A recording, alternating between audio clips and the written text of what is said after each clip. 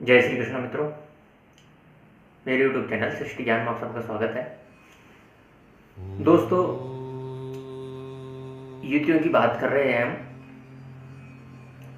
शनि केतु की युति के बारे में हमने बताया, गुरु शनि की युति के बारे में हमने बताया।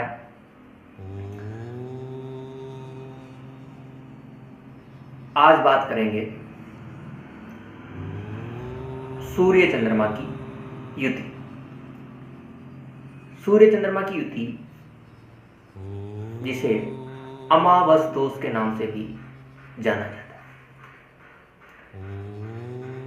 यह भी बहुत बड़े दोषों में से एक है, जिसकी जन्म कुंडली में यह दोष होता है। उसे जीवन भर काफी समस्याओं का सामना करना पड़ता है, क्योंकि आप देखिए, सूर्य ग्रहों के राजा, ओज, तेज,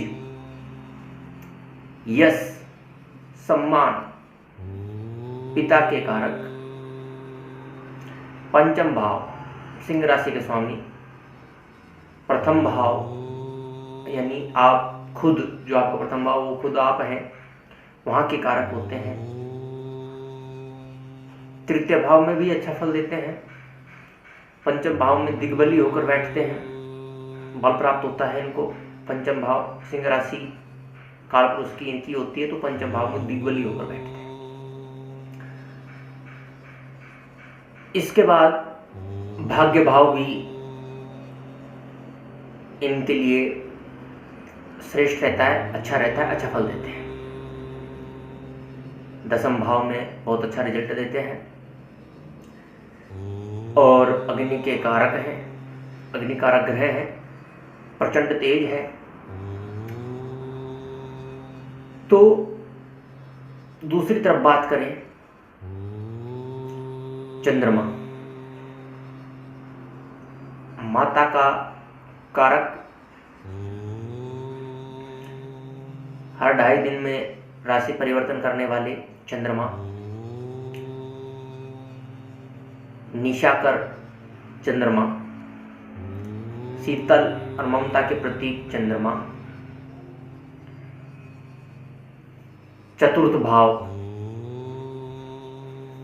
मान सम्मान जनता वाला भाव जो है, मकान वाहन का जो भाव है, वो सब चतुर्थ भाव से देखा जाता है, जहाँ पर ये दिग्बली होकर बैठते हैं। कर्क राशि पड़ती है, जहाँ गुरु उच्च के होते हैं, और चतुर्थ भाव में शुक्र भी अच्छा फल देते हैं।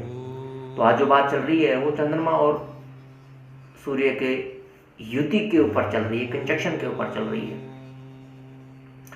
तो एक अग्नि कारक है और एक जल का कारक है। अग्नि कितनी भी प्रचंड हो, अग्नि कैसी भी हो,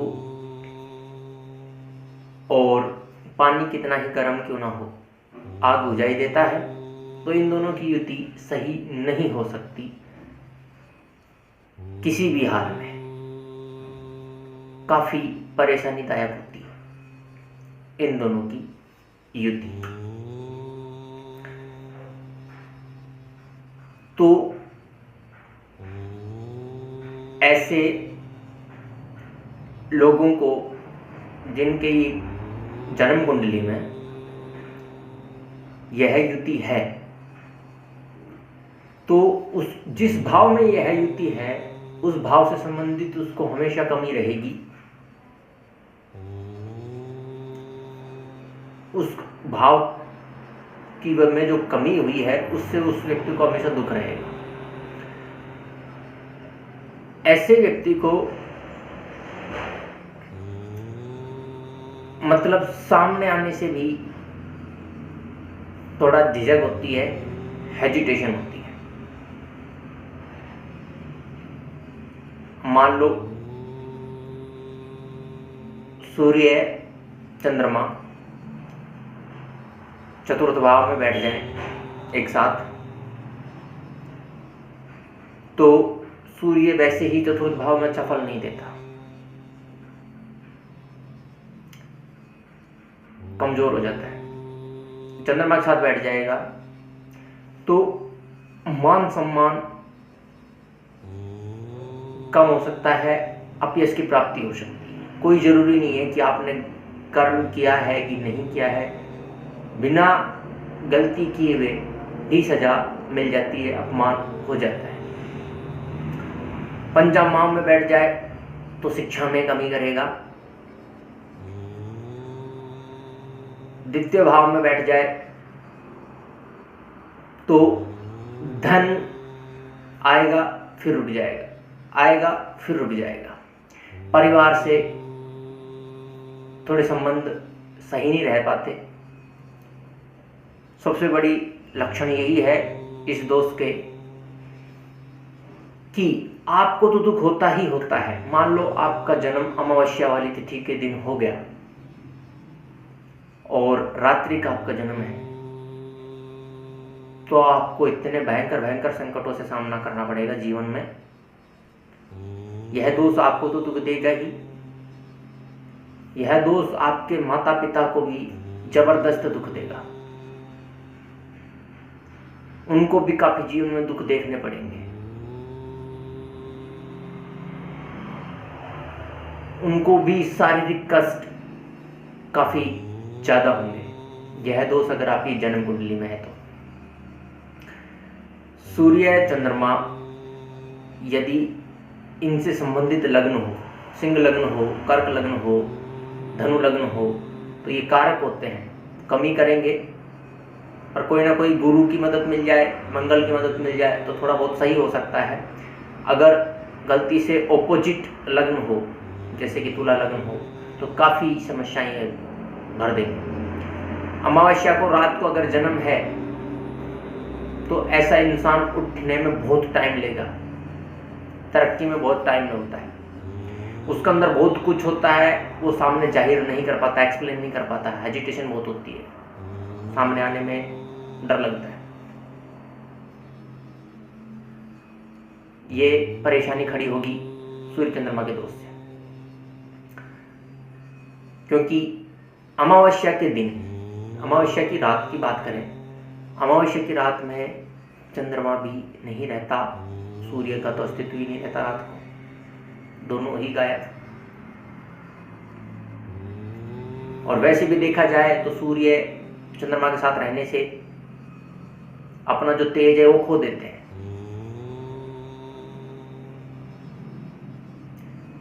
सूर्य और चंद्रमा पितरों के भी कारक हैं, तो पितृदोष भी उत्पन्न अवश्य करेंगे। सबसे ज्यादा परेशानी ये आपके माता पिता को अवश्य खड़ी करेंगे यदि 12वें भाव की दशा आ जाए, यदि सप्तम भाव की दशा आ जाए, तृतीय भाव की दशा आ जाए, अद्भुत परेशानी खड़ी हो जाएगी आपके साथ साथ आपके माता पिता को।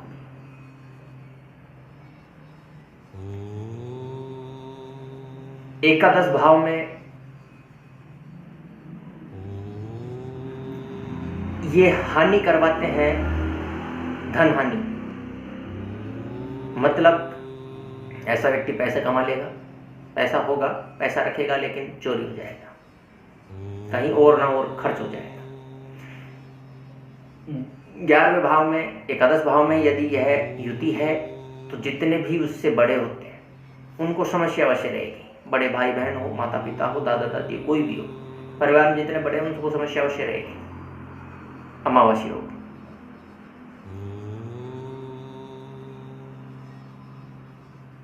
और आत्मबल क्षीण होने लग जाता है ऐसे लोगों का। ऐसे लोगों का जो पराक्रम होता है वो बाद में प्रकट होता है। जैसे किसी से सामना हुआ तो उस समय वो डर जाएंगे, लड़ेंगे नहीं, लेकिन बाद में उनके अंदर पराक्रम प्रकट होता है। ये सूर्य चंद्रमा की युति के लक्षण है। घर में समस्याएं बनी रहेंगी दबाकर। जब कृष्ण पक्ष शुरू होगा, अष्टमी के बाद से जो दिन आएंगे बहुत खतरनाक दिन पड़ेंगे।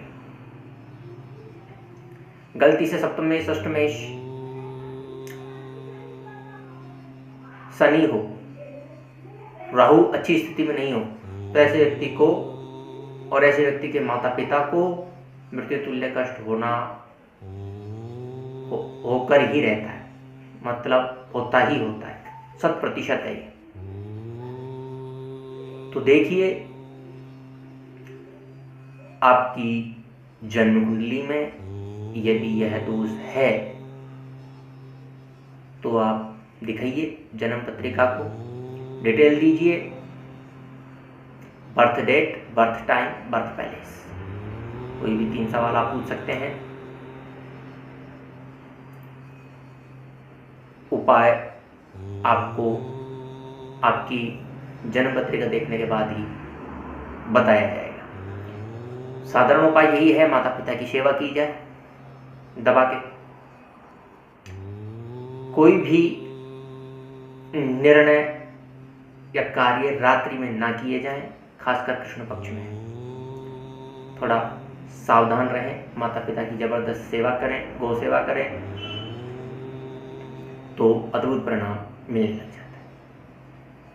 और यह कंडीशन और भी खतरनाक हो सकती है यदि सूर्य नीच का हो, यदि चंद्रमा नीच का हो। दोस्तों, यदि जानकारी अच्छी लगी हो तो लाइक करें, शेयर करें, वीडियो देखने के बाद कमेंट अवश्य करें और यही प्रार्थना है, सुखी रहें और लाभ लें वीडियो का, ज्ञान का। जो भी आपको समस्या है आप पूछ सकते हैं, पूजा पाठ से संबंधित, हेल्थ से संबंधित, जन्म पत्रिका से संबंधित, जो भी आपकी समस्या आप पूछ सकते हैं कमेंट बॉक्स में। फिर हाजिर होऊंगा नई वीडियो के साथ, तब तक के लिए जय श्री कृष्णा, श्री